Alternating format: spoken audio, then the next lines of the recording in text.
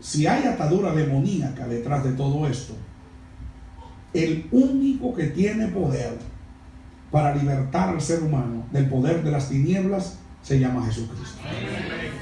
Es el único. No existe como que gente dice, no, yo me meto en esto y salgo cuando quiero. Ese es el engaño. Una vez usted está dentro de esto, usted no va a salir. Por sí mismo usted no va a salir.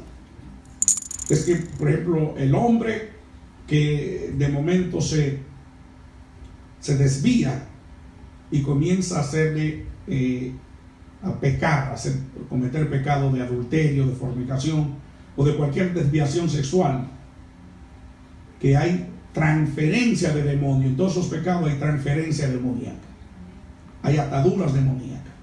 Solo usted no va a salir. Solo no va a salir.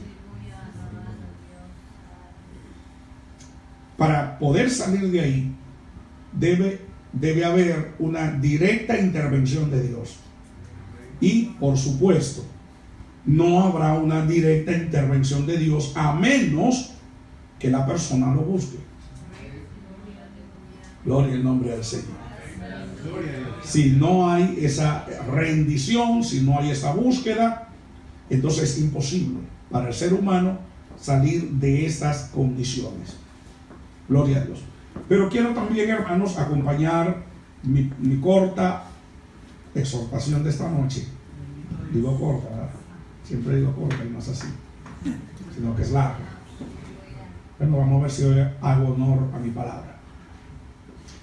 En el capítulo 2, versículo 14 del libro de Primera de Corintios, vamos a estar leyendo capítulo 2, versículo 14,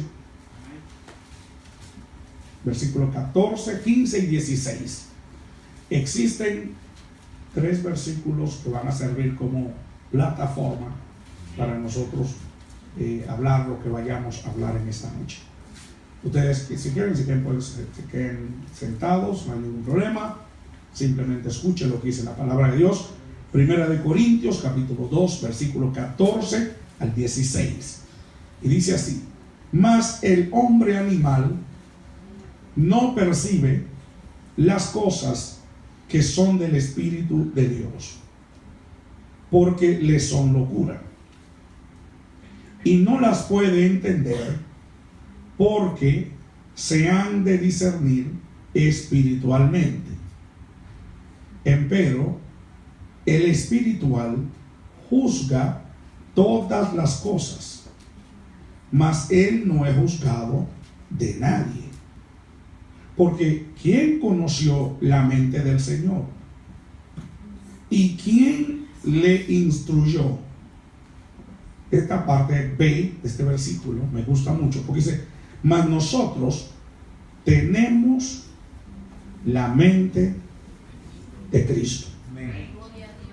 Y esta palabra mente acá es una palabra nous en griego, que no solamente se está refiriendo a nuestros pensamientos, sino que está también refiriéndose a nuestra capacidad cognitiva, y tiene que ver con nuestros sentimientos y con nuestras emociones. Por eso es que cuando nosotros hablamos de la intervención del Espíritu Santo en la vida de la persona que escucha la palabra de Dios con fe, porque es que, mire, hermano, el Espíritu de Dios no va a usar cualquier palabra para aplicar al corazón de una persona que está escuchando. El Espíritu Santo no va a usar la palabra que emanan de la opinión personal de un individuo para provocar cambios. Por ejemplo, yo puedo usar mis palabras dependiendo del tipo de liderazgo que haya establecido dentro del pueblo, y voy a tener una respuesta del pueblo a lo que yo digo. Ahora, el Espíritu Santo no va a usar cualquier palabra para aplicarla al corazón de una persona a fin de que cambie. El Espíritu Santo lo que va a usar es la genuina y auténtica palabra de Dios. Él no va a usar, ¿verdad? El vocablo, Él no va a usar el argumento, Él no va a usar la opinión, Él no va a usar la experiencia de nadie, ¿me entiende? Gloria al nombre del Señor. Sino que el Espíritu Santo va a usar la genuina palabra de Dios. Usted va a entender que la palabra de Dios es el elemento catalítico para operar cambio en la vida de la persona. Por esto Cristo dijo: ya todos vosotros estáis limpios por la palabra que yo les he hablado. O sea, estamos hablando de la palabra de Dios, que tiene un efecto purificador. Ahora, la palabra de Dios también será el elemento que el Espíritu Santo va a usar para que cuando el pecador, el inconverso, la escuche, vaya a crear fe. La Biblia dice que la fe viene por el oír, y el oír de la palabra de Dios. No es cualquier palabra, es la palabra de Dios. No es la opinión de un predicador, no es lo que usted se imagina que puede ser. Porque a veces, hermano, usamos cualquier tipo de mecanismo para lograr una respuesta en la persona. Sin embargo, el Espíritu Santo lo que va a usar es la genuina, repito, palabra de Dios. Entonces, cuando la persona es expuesta a esa palabra de Dios, y la recibe con fe, entonces esa palabra va a producir cambios. Y lo primero que la palabra va a producir es que va a convencer a la persona de su condición espiritual. O sea, usted será confrontado por la palabra.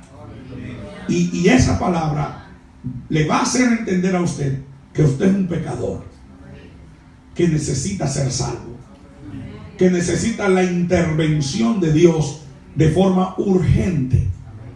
Amén, hermanos. Amén. Ok, esto es lo ideal, que suceda así, ¿verdad? Porque algunas veces resistimos la palabra, y si la resistimos, no habrá cambios en nosotros. Ahora pasarán los años, nos vamos a poner viejos en las bancas de la iglesia y no va a haber cambio. Nuestro pelo va a cambiar, se va a poner blanco, pero nuestro corazón no va a cambiar, porque estamos constantemente resistiendo la palabra de Dios. Alabado sea el nombre del Señor.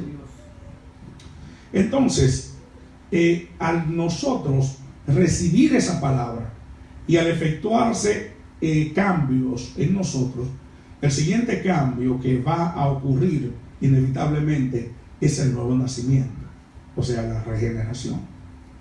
¿Sí? Amén. La regeneración, el nuevo nacimiento, cambios permanentes. Y esto es la verdadera conversión. La verdadera conversión implica cambios.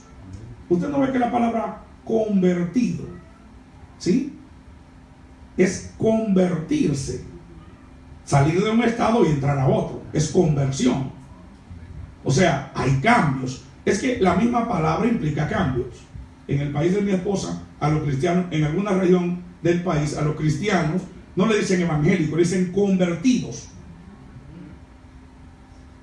Porque la misma palabra implica que hubo un cambio, que usted se convirtió en algo que no era. Y esto es lo que dice la palabra. De modo que si alguno está en Cristo, nueva criatura es. Las cosas viejas pasaron. Ahora no vaya a señalar a su esposa y le diga: mira, la Biblia dice que las cosas viejas pasaron, ya tú estás vieja. Esa no aplica ahí, ¿verdad? Las cosas viejas pasaron. He aquí, todas son hechas nuevas. Hay algunos que aplican este versículo para traerse una esposa nueva. Pero esto no es lo que está diciendo ni remotamente las Escrituras. Lo que está diciendo, que la experiencia del nuevo nacimiento va a producir cambios en el individuo. Y no son cambios someros, ni cambios de forma, sino de fondo. Y los cambios se van a registrar. Y la sociedad lo va a notar. Y lo van a notar los que nos rodean. ¿Sí? va a haber cambios. Pero esos cambios no son físicos, algunas veces hasta físicos,